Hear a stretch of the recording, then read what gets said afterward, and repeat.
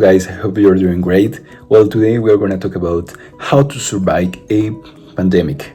Well, in these uncertain times, it can be thought to keep your heads on straight amidst all the misinformation and panic spreading throughout the news. It's vital that you understand what's true and what isn't true about the coronavirus in order to take care of yourself and your family, as well as to do your part in stopping the spread of the disease. Let's take a look at some of the facts related to the current state of the coronavirus. Currently, the world is in a state of pandemic. Many people are wondering about the difference between pandemic versus epidemic. The difference between epidemic and versus pandemic is easy to understand. An epidemic is a widespread disease that affects many people at the same time. You may have heard of the flu being referred as an epidemic. The opioid addiction crisis is also often referred to as an epidemic in certain areas of the United States. But let's say, what is a pandemic? A pandemic is an epidemic that has spread throughout an entire area, such as a country, continent, or throughout the world. In the case of the coronavirus, the answer to what is a pandemic is that it's a virus that has spread across the entire world. While many people don't understand the difference between pandemic and epidemic, in the case of the coronavirus, it's vital to understand that the answer to what is a pandemic is different from the answer to what is an epidemic. So, when does an epidemic become a pandemic? If you've been following the coronavirus crisis, you've likely been wondering, when does an epidemic become a pandemic? For people who are searching for what is the difference between epidemic and pandemic, the answer is clear. The difference between a pandemic and epidemic is that a pandemic affects far more people. An epidemic affects many people, but is typically contained to one area. A pandemic has a much wider reach than an epidemic.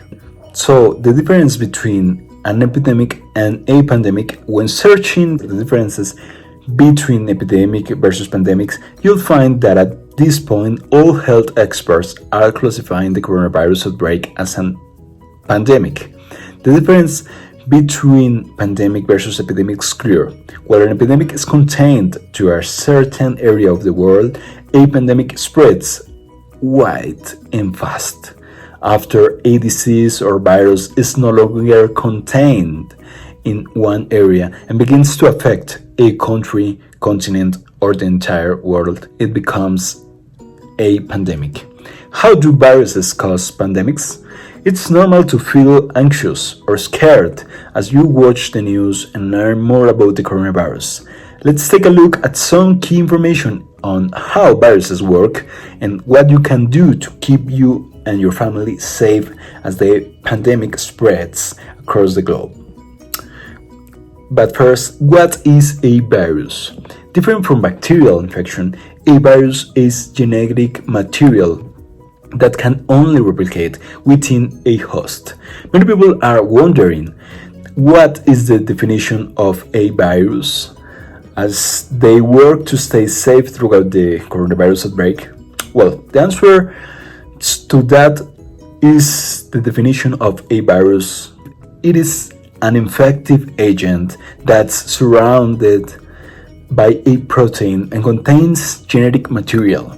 Viruses are often thought to kill once they inhabit a living person. A virus needs a living thing to survive for a long period of time. While viruses are considered living organisms, when you search for what is a virus, you'll find that viruses struggle to survive far more than a few days on their own. Viruses are tiny and cannot be seen without the use of specialized medical equipment. The coronavirus is 1,000th of the width of an eyelash, making it difficult to see even with a powerful microscope. This is the case for most viruses that can harm the human body. If you are wondering what is a virus made of or what is a basic characteristic of a virus, the answers are surprisingly simple. Viruses are tiny packets of genetic material that replicate within a host. They are able to get into cells and wreak havoc on living things. Viruses are notoriously difficult to kill. Many of us have had the frustrating experience of going to the doctor when we are sick, expecting to get antibiotics to make us feel better. It can feel disheartening when the doctor says that it's viral. You may be left wondering, what is a viral infection? Viruses are thought to kill and don't respond to antibiotics, which work to kill bacteria. Since the coronavirus is viral, it's especially tough for doctors to find a cure. So let's move on to what is a syndrome. As you follow the coronavirus, you may hear people mentioning that it's especially dangerous to people who have certain syndromes or are immunocompromised. If you're wondering what is a syndrome, the answer is simple. It's a group of symptoms that create a condition. Some syndromes are serious and require intensive medical treatment, such as acquired immunodeficiency syndrome or AIDS. Other syndromes, such as asthma, can be monitored or treated as necessary. For people who have syndromes that create a weakened immune system, the coronavirus can be particularly dangerous. Normally, our immune system can fight off most viral infections. For people who have weakened immune systems, this can be hard. This can mean that the symptoms of the coronavirus can be intense and require hospitalization. What is a viral infection? If you are wondering what is a viral infection, you may be curious about how to tell whether you've acquired symptoms caused by a virus. When the body acquires a virus, a few things may happen. If the immune system is stronger than the virus, the body may be able to kill the virus, leaving the person who had the virus none the wiser.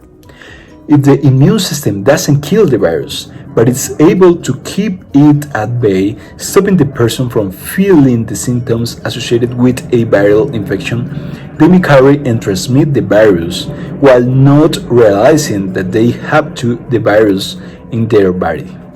If the immune system is not strong enough to kill the virus, the person may acquire a viral infection. The symptoms of a viral infection depends on the virus itself. So, what is caused by a virus? Feeling some symptoms and not sure whether they are related to a cold, the flu, or the coronavirus? You are not alone. Many people are searching what is caused by a virus and attempting to self-diagnose before seeking professional health care. The coronavirus creates many different symptoms, and the symptoms may differ from person to person. In people who have strong immune systems, the virus may create a dry cough, high fever, fatigue, a sore throat, gastrointestinal symptoms, and shortness of breath. For people who have weakened immune systems and whose bodies are struggling to overcome the virus, their symptoms may become more serious.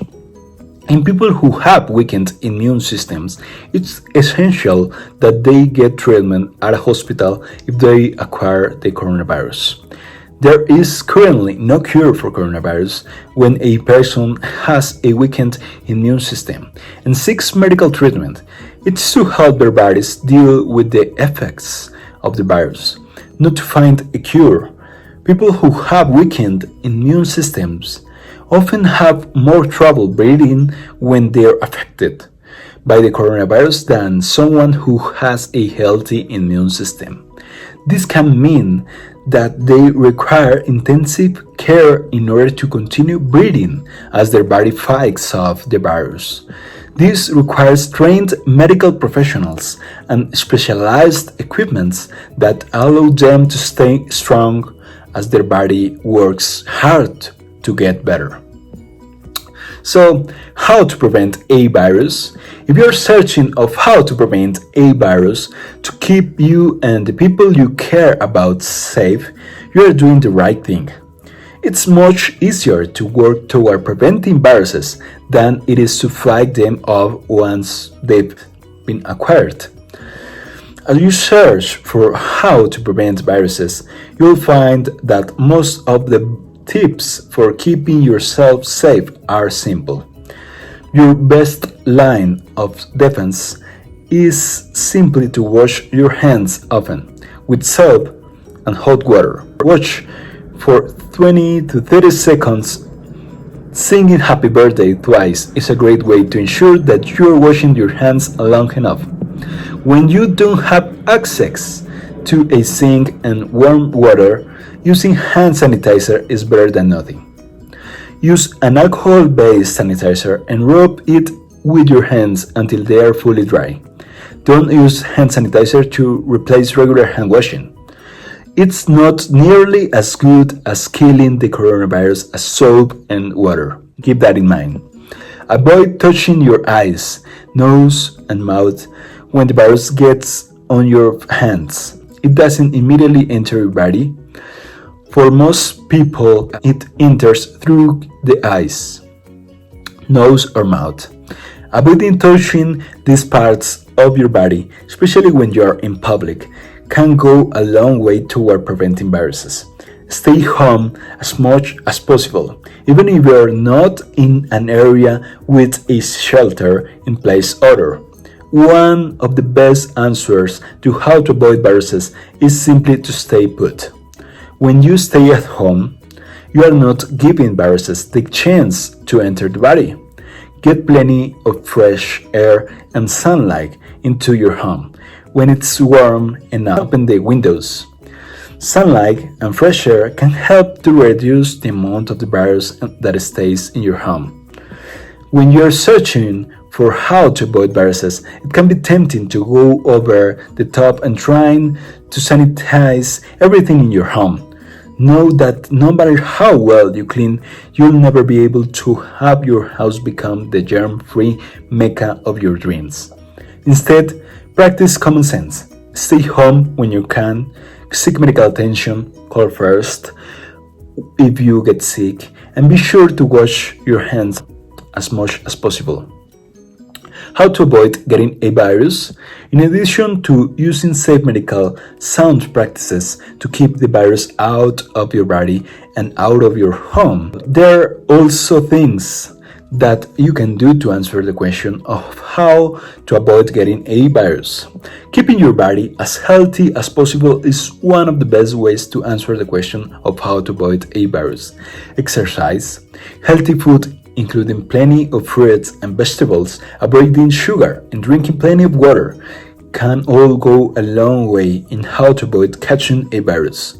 If you don't typically have healthy habits in place, this is a great time for you and your family to begin a healthier way of living. When your body is strong, your immune system can do a better job of fighting off contaminants, including viruses and bacteria as well. Of course, there's no amount of healthy living that can ensure that you never get sick. If you do get sick, continue with healthy activities as much as possible at the advice of your medical professional. There is no reason to exercise if you are ill. Your body needs rest to recover. Continuing with healthy foods and plenty of water can help your body get the nutrients and hydration it needs to get well. Well guys, that was everything I wanted to share with you today. Well, I hope you have a great day. See you soon. Please share, subscribe, hit the like button, comment down below. Tell me what you think about it. See you soon.